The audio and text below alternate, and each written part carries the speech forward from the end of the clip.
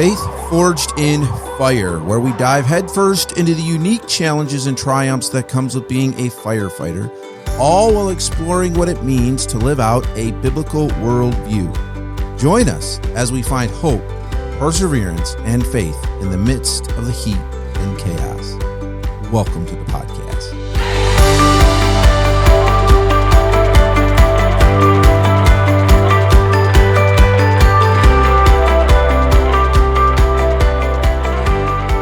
Well, welcome back to Faith Forged in Fire.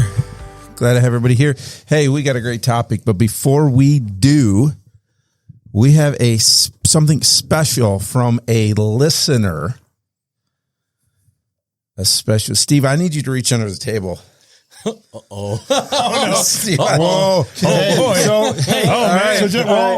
Hey, just so you know, that this is not scripted. I have no idea what's going on. No, you missed out, man. Oh, man. What is it? Did you know this was coming? I had no idea. I have no idea what this is. Rich, this is for you. For me? Whoa. Yes. All right. Why are you making me do this? Oh, there goes the water. Where's the light bulb? All right. Go ahead and open her up there. This scares me. I'm glad I turned the camera off. Just going to start her off the right ways. Yeah. Looks like my brother wrapped this thing. Should I have this right up in the microphone? Well, you might not have gotten the highest quality wrapping paper. I'll move the microphone. Oh, look at this. Who's this from? Can't say anything yet? I got to think it's somebody who listens to Behind Their Backs. Yes, Yeah. Somebody who's a Rich fan. Because we did not get any gifts. Oh, man. So hey, how come we didn't get gifts? How come all he did? We're not as important as him. But you guys don't know how hesitant I am. He knows all It too might well. be a good thing that we didn't get a gift. Rich, we wouldn't mess with you. Come on. No. Hey, we had legit. We had nothing to do with this. No, nothing. I have no idea what's even going on here. I don't trust you. You lied right to the pastor's face. Rich, you've known me. He did. You've known me for 21 years. That's why. Have I ever messed with you like this? No, we've never opened a package on the podcast. Oh, man. Is this like a box and a box and a box thing or what? No, but I'm waiting for it. Make sure you're all the way on camera there, Chief. Uh-oh. He'll know who it's from in a minute. That's funny.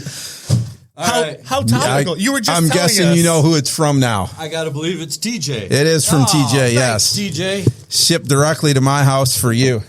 Wow. You're an all right guy. You might want to unwrap the whole thing so those watching can see. You know, I don't feel so bad about leaving those nachos underneath the seat of his truck. We were just talking about that before the show. Did we remember to get those nachos out of TJ's truck? You might want to check underneath. Yeah. TJ, if you're watching, get the nachos. They'll be green by the time he's wondering right now what that smell is in his truck. Exactly. Maybe it was Chris's car we put him in. Oh, could be. I don't remember.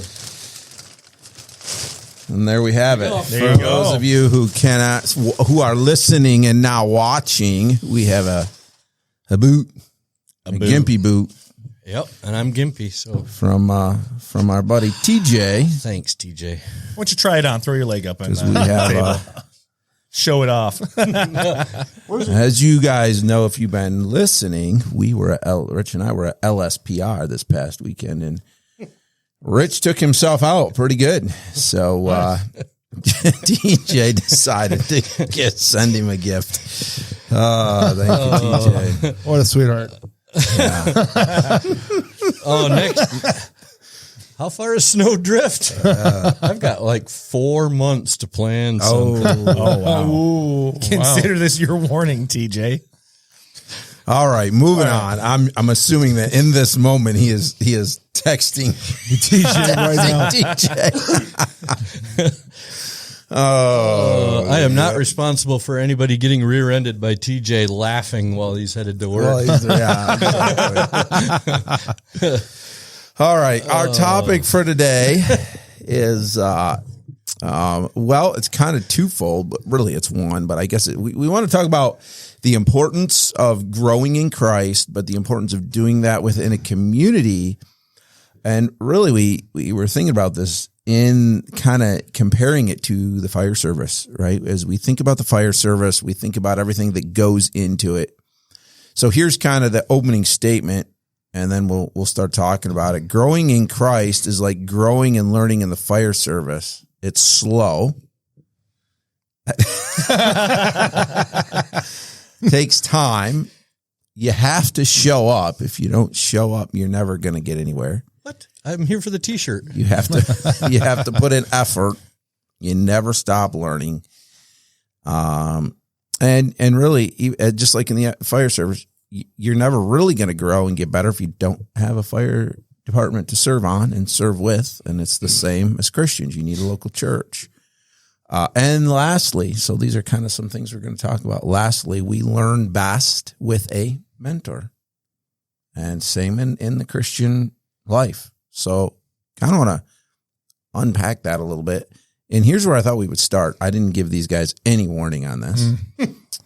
Always so much fun. I love it. Well, they had the topic. You never know what you're going to get. They had the topic. Stump me again. You got to stump. Remember, you stumped me once already. Stump me again. Well, I don't want to take a ton of time, and I know I'm asking a really open question, but from what I know of your story, Steve, after you came to Christ, at that time, you didn't really have a lot of help, right? You didn't have somebody to walk with necessarily for a little while. You were kind of just figuring it out, right? Yeah. I had the guy that, I mean, I did a little bit. The guy that kind of got you, the final piece of the puzzle that I worked with at the time, that kind of was somewhat kind of led me, I guess. So the guy I was talking to this all came about, was a little bit, but he was very much like a Sunday morning kind of guy. So it wasn't very helpful, but at least it was a starting point, I guess. Meaning, I originally went to church with him and his family because I didn't know what church to go to. Right. So it was kind of like, he was like a starting point. He was like the starting block, but there wasn't like loads of help per se. There was a lot that came from other areas, but at least he started. So what were a couple of things, and I'm trying to think of them offhand, because there were some things when you have shared your testimony with me that I kind of was like, there's one. What are maybe just one or two kind of struggles that you came up against that we might almost think is funny now? But I know you shared some that you're like, I just didn't know, right? Yeah. I just didn't know how it was supposed to work. Well, like the first thing is I didn't know what to do, right? This was so unexpected when everything kind of happened that I didn't know what the first thing really to do was. And I kind of told the story. Like I remember going home and going, all right, Lord, so I guess I'm supposed to talk to you and pray. Like I really had no idea because, as I said, when I came to Christ, I wasn't expecting that to happen. It wasn't I wasn't searching at that time. So it kind of came out of left field in a way, but I knew when the moment happened, I knew this is exactly everything was coming. Like I said, the puzzle pieces coming together. Mm-hmm. But I really didn't know what to do. So I remember coming home and saying, all right, Lord, I guess I'm just supposed to talk to you. I guess this is what we do. And that's where I started I would pray. And then like the next day, something really cool would happen that would be specific to that prayer. And then I came home and go, oh, okay, that was really cool. Thank you. And I go, let's do this again. And I literally did that it was like 3 or 4 days in a row. I remember just praying and then just seeing something just very unique the next day. And that's when at the end I knew, okay, so what this is about it's not about just showing up to church on Sunday morning. And it's about me and you having like dialogue and having a relationship. Like this is what this is about. I get it, And so that was the first thing. And I think that the other thing that was tough was I didn't know how to live, right? Because here I'm used to living in this debaucherous type of world. And now like I'm starting to feel like different. But I didn't know what to do because here I'm used to this life that is all I know, the wildlife, the whole 9 yards. And now it's like, I'm going down I'm starting to feel different. Like I need to go down a different road, but I don't know how to do it. Like I don't know what to do. right? Right. And like relationships with people, whatever, like who am I supposed to hang out with? All those kind of things. I just didn't know. So it was really a process Of learning. really. Right. Steve, at any point did you like, and I mean early in your Christian life, did you get discouraged? Did you feel like, man, I'm messing this up? Like this, like I'm doing it wrong. Well, yeah. And I only bring it up because I think a lot of new Christians struggle with that. They become a Christian, but then there's that gap, right? There's that, well, now what do I do? And then they find that they're struggling to get out of that old way of living and kind of messing up along the way, or at least feeling like they are. Did you have that when you were? Yeah. Well, I mean, yeah, like I think like everybody has those moments. I think what was for me, which was unique for me, was because when I became a believer, it was so dramatic because I wasn't expecting it, but I realized that there was a God. And then when the relationship happened right off the bat, it was so exciting for me because I'm like, this is really cool. Like I'm putting together all the puzzle pieces, right, of everything. And then I'm thinking, I'm talking to you and you're answering me. This is pretty wild. Like it wasn't the, and I think one of the frustrations for people sometimes is, well, I'm supposed to go to church. I'm supposed to read the Bible and I'm supposed to do good things and whatever. And I realized very early on, like in the first week, it had nothing like it. That's secondary. The thing is getting this first and everything else will work its way out. So for me, I went on this journey early on that was so wild because it was like right out of the gates. It was like things were happening that I think I was just so I was so like, all right, I just got to talk to you. And I was so concerned about this. Right. That I wasn't as concerned about other things. I mean, yeah, I guess I had times where I would screw up and, I get frustrated with myself and stuff. But I think I just realized the relationship so early on that it kind of overshadowed some of that stuff that I was focused on God. Yeah. I'm like, I want to know you. I want to know what's going on here. I want to know what to do, but I can't do this without you. And I need your help. No, that's awesome. And before we go like too far, I want to ask you the same question though, because I know your story is incredible too, as far as how you came to Christ and everything. But I want to ask you that same question too. At any point, did you get discouraged in that first, after you had that heart change, right? That, I get coming to Christ for lack of better terms. So forgive me for that. But as you progressed and started in your journey with Christ, did you ever get discouraged? Did you ever feel like, all right, I'm not doing this right? Most of the time for me, it was when I knew who I was supposed to be. Sure. But then I had a day where I wasn't that person. Yeah. So then it was a struggle, like, hey, you don't supposed to be doing this. Right. It's kind of like Steve says, that it's not like you flip a light switch and you're perfect. Right. There were days I knew the path I was supposed to be going on, but the car kept going off the side of the road, those kind of things. So, yeah. So, and I think I've got to believe that that's, I'm sorry. Yeah, that's probably on the camera here. Got my boot in there. But and I think that's probably natural for a lot of people that, I think but so. you can't give up. No, I mean, it's a journey of endurance, right? Right. And we're never going to be perfect. Right. So if you expect that in the first couple of weeks of your Christian life, you need to come to realization that.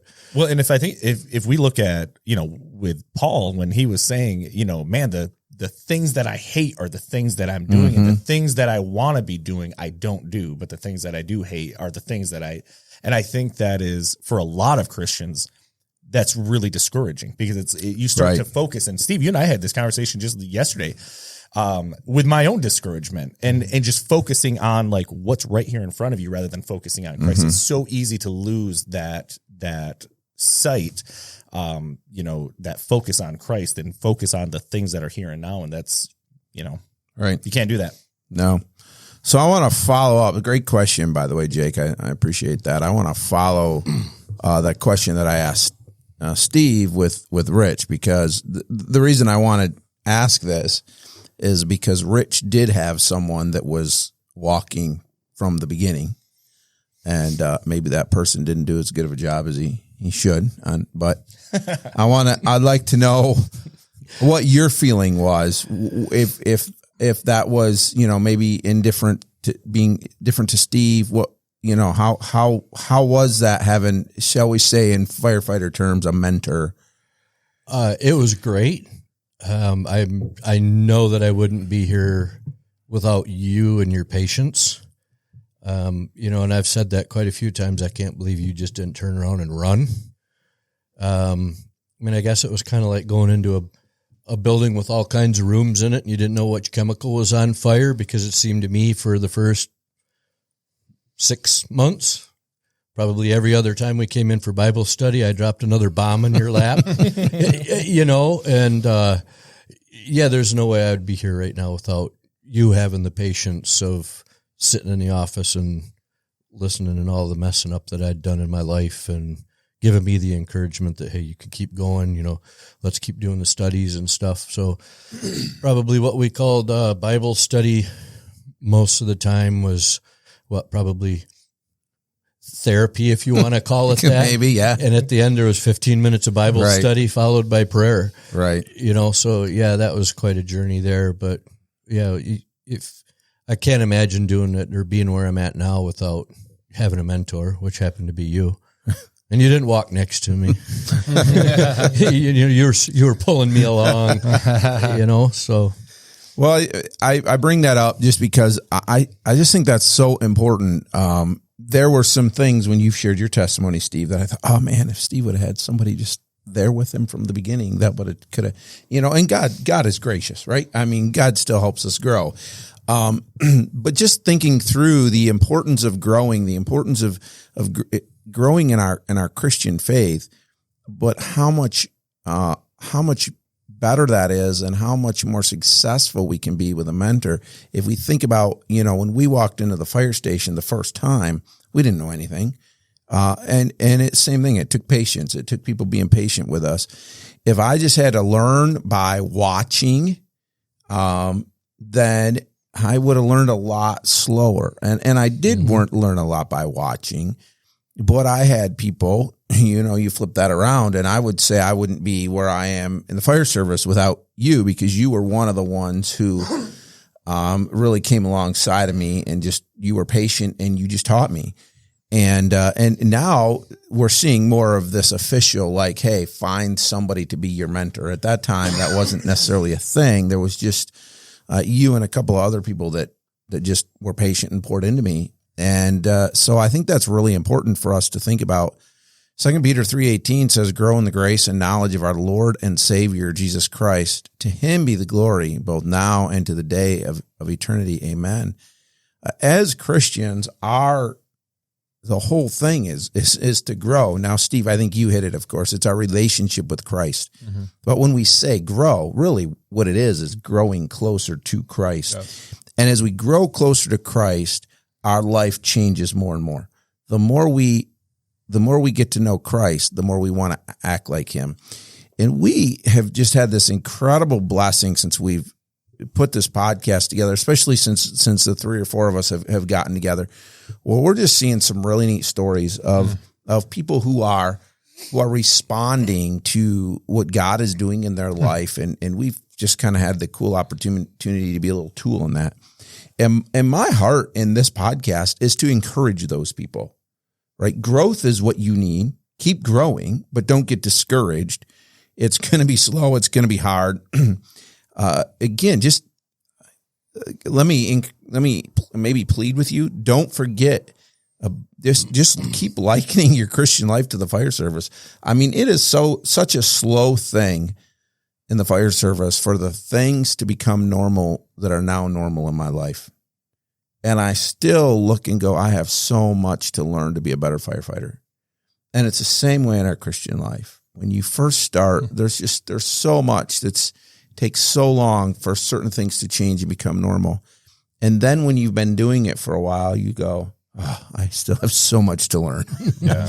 And I think it's important not to set expectations on that, right? Like I want to be, because I did that early on and I'm talking like, in my young youth, was setting these expectations of where I wanted to be as a Christian. Right. And then when that doesn't happen, then you're like, oh, I'm doing it right. And then it starts to turn back to a works based. Yes. Mm-hmm. Yes. And you can't do that. But I also think it's important. And I put in my notes here that, one of the main difficulties in our spiritual growth lies in the time factor, right? Because Just the kids. I'm like, I don't think they'll hear it on the podcast. We always think they will, but we angelic don't. voices. Yeah. God, is this you? Kids in the gym. But the New Testament teaches us that Christians in this present world are living between two ages, right? The ages of the old age of the fall and which is characterized by sin and corruption and everything. And then the new age, which is the coming of Christ and the redemption. And so until Christ returns to renew us and renew our entire creation, we're stuck in this fallen world. And so to realize that, and Paul describes it, hey, let me find it. 2 Corinthians 4:16, he says, we do not lose heart, even though our outward man is perishing, our inward man is being renewed day by day. Yeah. And I think a lot of that comes through what we've just been talking about as far as having that community and encouraging, Steve and I have been talking about encouragement lately, but I've been very discouraged lately. Just from, again, taking my eyes off Christ and focusing on the things happening. And it's good things. It's, work and the business is growing and doing incredible things. And everything else, my kids and my family. But it's trying to keep up with all of that. Right. Right. And then realizing like, man, I'm just getting so discouraged. And then my spiritual life is suffering from that. And so having somebody to reach out to and say, hey man, today me and you, sucks. buddy. Do you know what right. I mean? Like, I just need some words of encouragement. And so the importance of that fellowship to share not only our personal walks with Christ, but then our collective walks with Christ as well, to help keep us accountable. And it's the same in the fire service, right? It's sharing where we're at and what we're learning and what we're struggling with and what's discouraging us. And, going back to see, this is funny because you had Rich as a mentor, as a firefighter, right? And I had Rich as a mentor. If you go back to the first, I think, podcast episode that I was on, when I first started as a apprentice firefighter, I was assigned to Rich, and that's how he and I started building that relationship. And so having that person to turn to get that knowledge and experience from is incredibly important. Well, and as you're talking about this, I was just thinking through too, the amount of trainings and classes that I've taken in the fire service. Point being, there's twofold here in the fire to become a better firefighter. If all you do is go to classes, you're never going to be a good firefighter, but you're never going to be the best firefighter you can be if you never keep learning and growing. So you have to have a good balance of actually doing and in classes. So my point is, if you're listening and you're in that place where you've started really thinking about this stuff, let me encourage you to find a church, because you have to have that learning. You have to have somebody pouring scripture into you. We are not that, we can be a part of that, but we actually make it very intentional that we're not a Bible study. Now, you might get a podcast like this that it feels a little more that way, but it's still not a Bible study. We never want to do that. So find a church, find a place where you can learn, and find another person who's a Christian, who's farther along in their journey than you, and start following them and learning from them, and let them pull you along. Yeah. And just keep learning. It's so valuable, important that we are regularly in a place where we can hear from God's word, where we can be taught. It's good to do our own study. We need to do that, but it's very valuable to gather in a church as regularly as we can. Well, I think the, doing it on our own, that's just kind of establishing some good spiritual habits, right? Right. But then again, with, getting into, a church and learning, and this can be every bit as applicable to learning as a new firefighter. Anytime you learn anything, you need to come at it with humility and a humble heart and openness and a willingness to learn. Again, not setting, expectations of where you should be, but having that humble heart is essential for spiritual growth, and it's essential for learning the trades and the education that you need to be a firefighter to be effective at what you're going to do. It's not just, you skirt through it and then all of a sudden you can call yourself a firefighter. You need to learn. You need to learn, because other people are going to be dependent on you. And who knows? I mean, it's the same again with your spiritual life. It's so funny how interchangeable they are, because in your spiritual life, it's the same thing. You know, you're going to be known by your fruits, right? Mm-hmm. And there may be a day where somebody's going to rely on you, and you want to be in a place where you can actually mentor them and help them. Yeah, you know, and it's funny how much they intertwine, because maybe you're listening to this and you're thinking, yeah, you're probably right. I should go find a church and go to church. I just don't know that I really want to. And then there's other days where you're feeling pretty fired up about it, and you're like, man, and what I want to say is do it both days.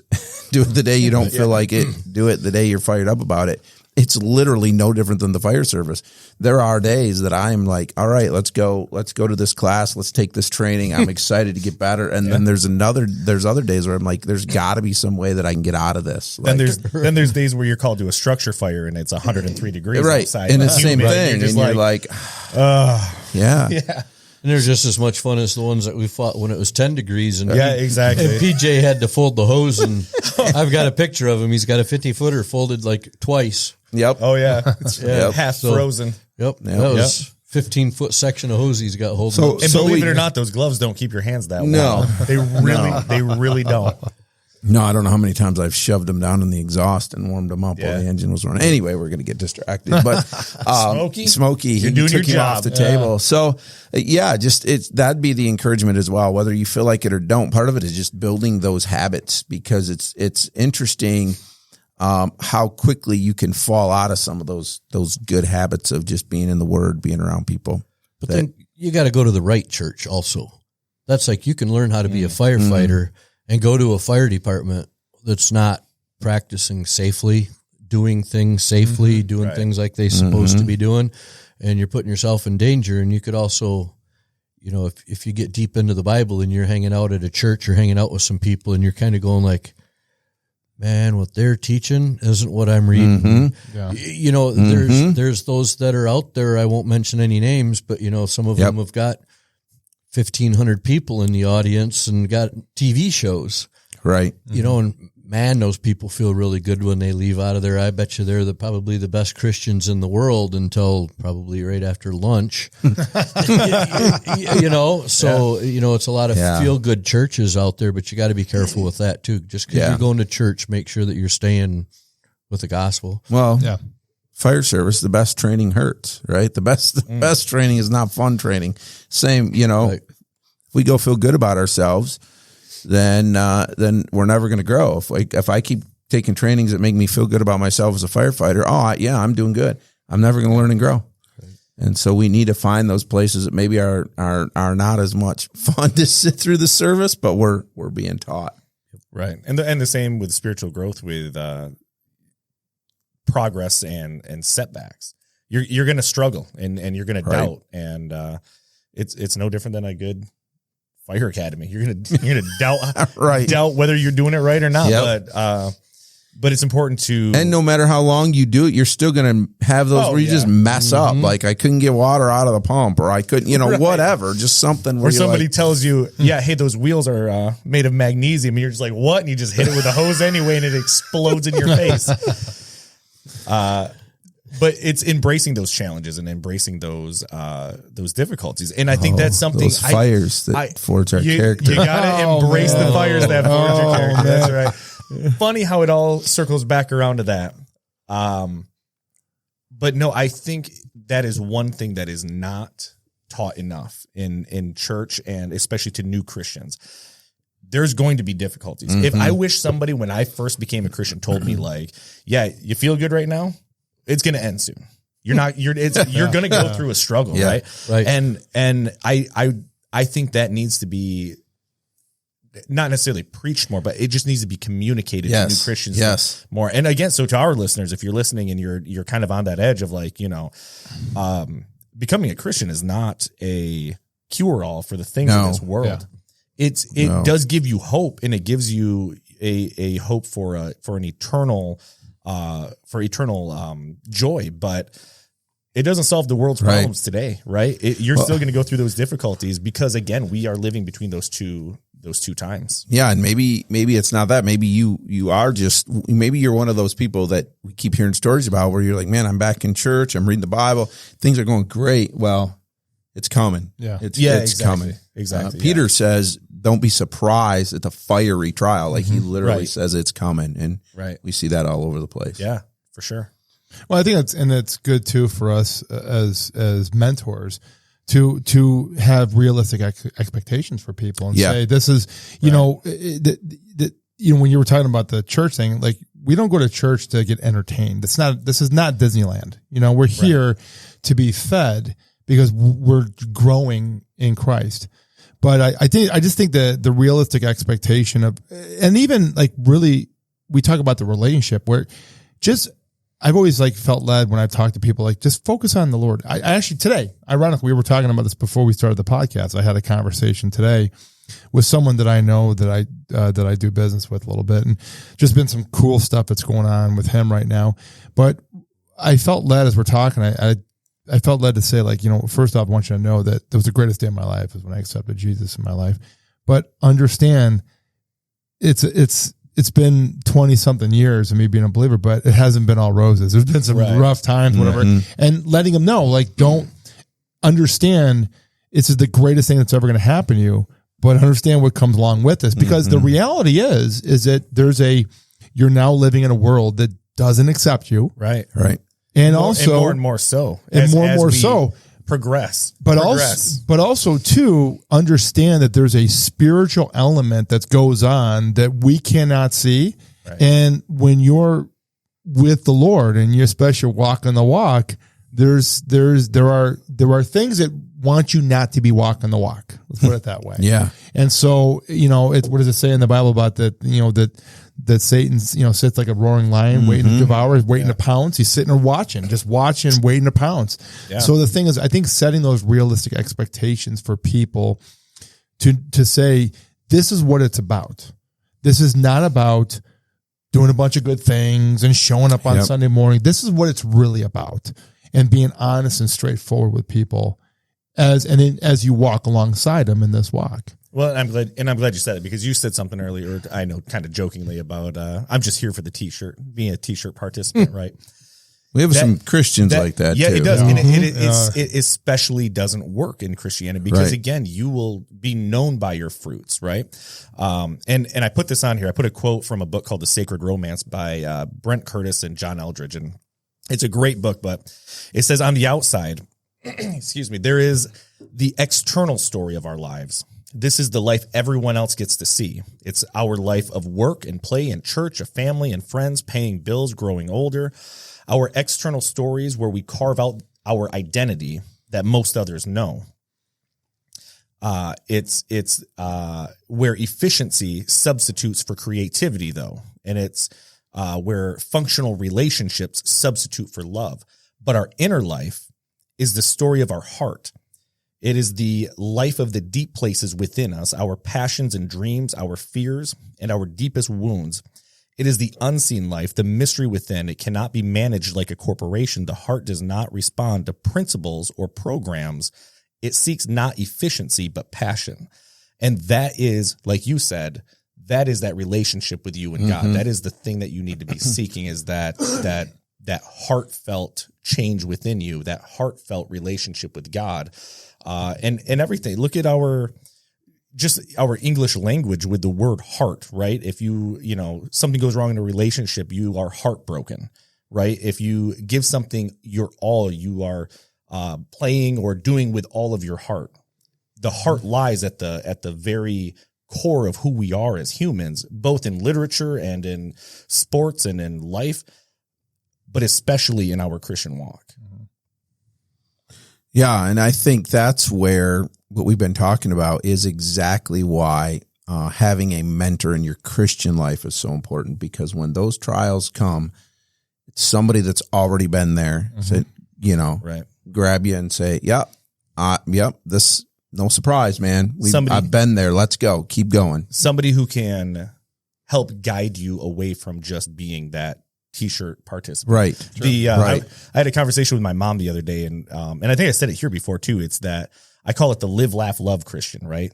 You come here to church to get cozy and have your coffee and have your feel good sermon. So that then you can just go home and you've got your roast in the crock pot and, you know, you got your, you know, group of friends at church that you're going to hang out with afterwards. It's essentially meaningless. And I want to be careful on how I'm saying this. I'm not trying to, you know, point any specific person out, but just in general, that idea of just coming to church as a thing to do. Right. It is not a thing to do. You know, it is where church should be somewhere where you give as much as you receive. Yes. Because because we are the church. Right. The building that we're in is not the church. It's us as people. Yep. It is that fellowship and it's that community where we all give. It's not 50-50. It's 100-100. Yeah. And it has to be that way. And so having that mentor to help you understand that from the get-go is going to be incredibly beneficial for you. Yeah.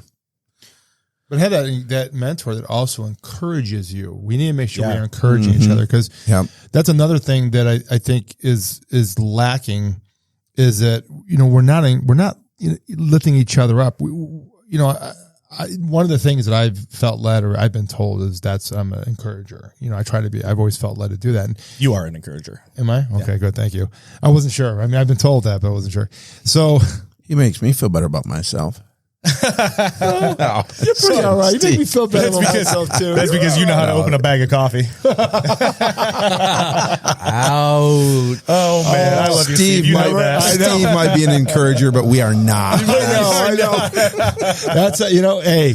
You know, when I was in football, it's funny you're talking about this. When I was in football as a kid, I used to have coaches who would just rail me. It was early on, and he came up to me one day and he goes, "You know what?" He goes, "I teach you because I like you. If I didn't like you, I wouldn't say a word." And I'm like, "Oh," and I honestly remembered it. I never forgot that to this day. So when people bust my chops all the time, I know it's just, it's always that laughing with you and laughing at you. Right. You know, if they're laughing with you, it's great. That's a lot in the fire service too. Oh yeah. If you're hanging out in the bay and nobody's calling you something or making fun of you, you need to be cautious. Absolutely. You need to be going like, what did I do to make everybody mad? Because normally somebody should be messing with you in some way, shape, or form. Absolutely.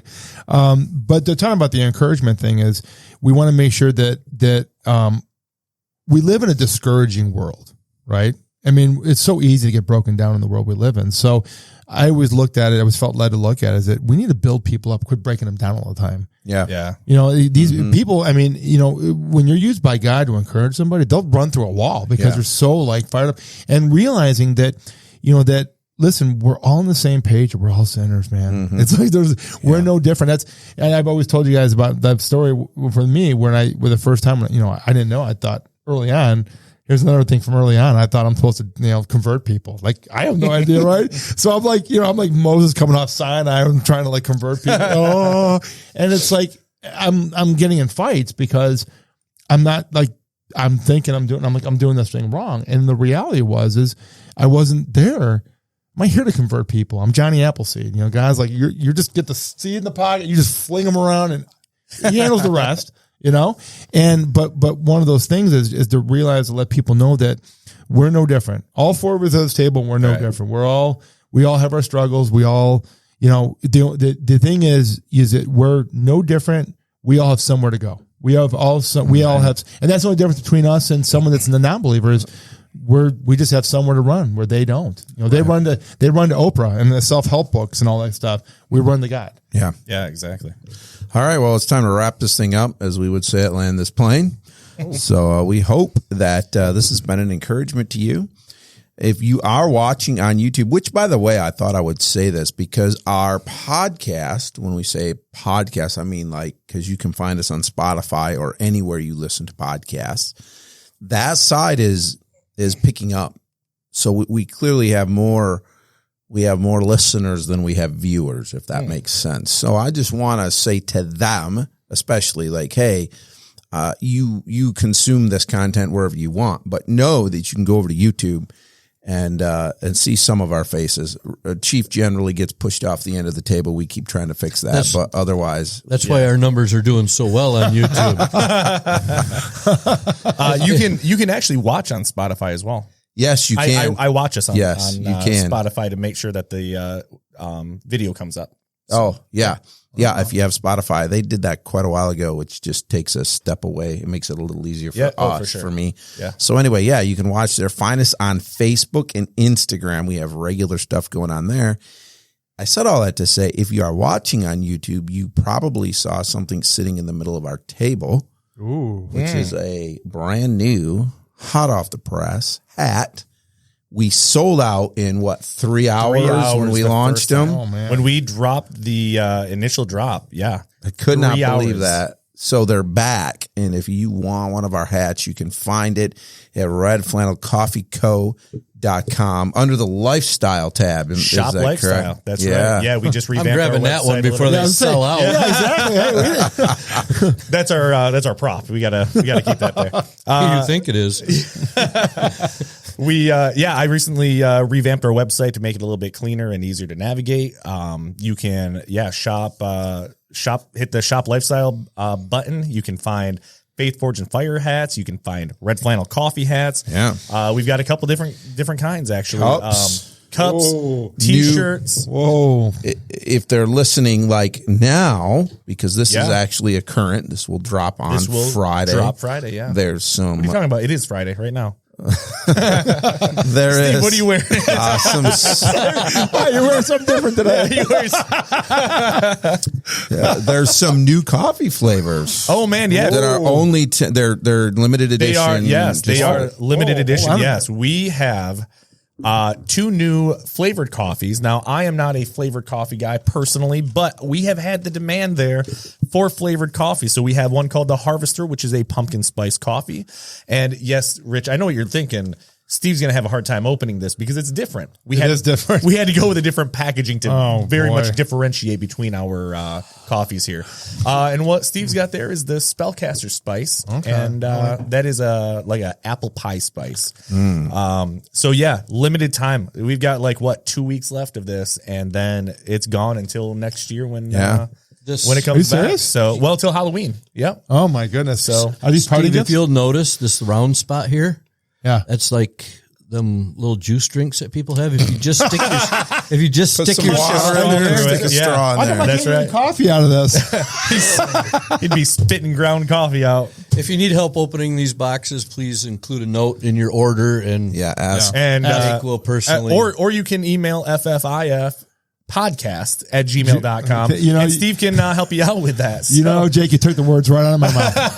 Sorry, but I took the one thing away from you. Oh my God. Redflannelcoffeeco.com. Go check it out. We got a lot of new stuff on there. We're going to have even more new stuff on there. You got stickers. We got the FFIF stickers. We've got a bunch of different Red Flannel Coffee stickers. And for your promo, we're going to change this up a little bit. We're not necessarily going to do a new promo every week. Ooh. Yeah. However, we've already increased the percentage off from the PJ20 to the PJ30. PJ30. Yeah. Now PJ30 is good for all of our listeners whenever. You don't have to be just a new listener. Look at Anytime this guy. Business our must be- listeners want to get some coffee, PJ30, 30% off all of our coffee. Business must be good. But coffee only. Coffee only. Yeah. We run Okay. different promos on everything else. Right. Just wanted to make sure everybody was clear on that. Yes. Yep. All of the coffee. All right. Well, there you heard it. Please jump over there and give a little bit of support and love to our sponsor. And do us a favor, jump over to Facebook and give us a like and a follow on there as well. Yes. So Absolutely. that's been growing incredibly well lately as well. So it's been encouraging. All right. Well, thanks for listening, and we will talk to you guys next week. thanks, TJ. Yeah, thanks, And TJ. That was That was worth awesome. it. I've been fired from the podcast. Yeah, I got the boot. Got the boot. You got the boot. All right. We'll see you boot. guys later. All right.